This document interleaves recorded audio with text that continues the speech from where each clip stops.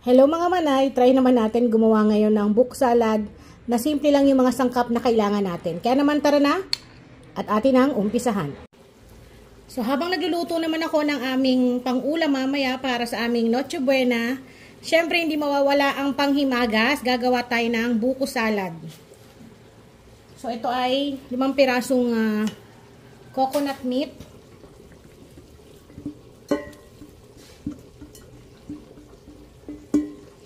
Ang mahal ng buko ngayon mga manay. Ginto.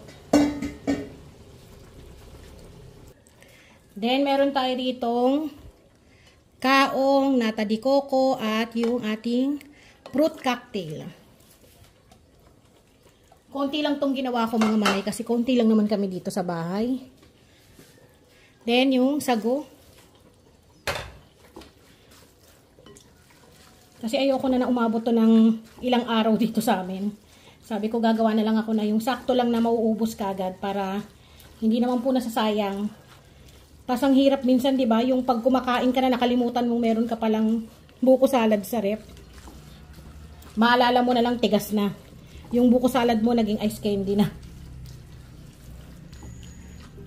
Naligyan na rin natin 'to ng ito yung ginagamit ko mga manay para mas tipid.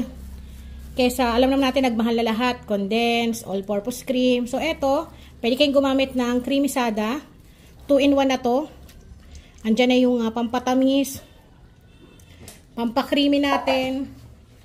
Bali dalawa yung, itong isa tumigas na talaga. So ilang araw na sa rep. Dalawa yung gagamitin ko. Sobrang creamy na itong isa. Natin.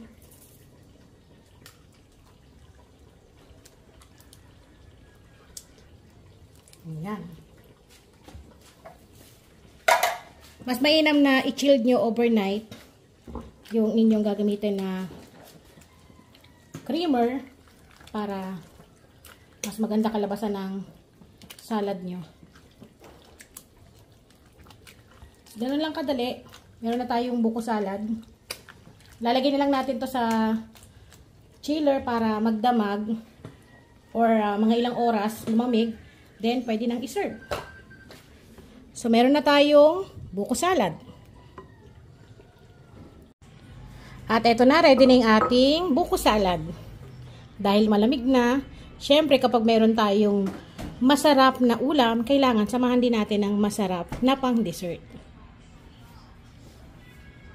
Ayan. So, tikman na natin. Kain po tayo.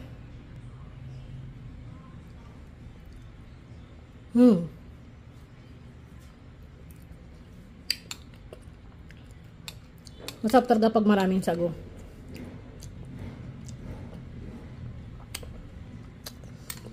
Saktong-sakto lang yung tamis. Ang creamy.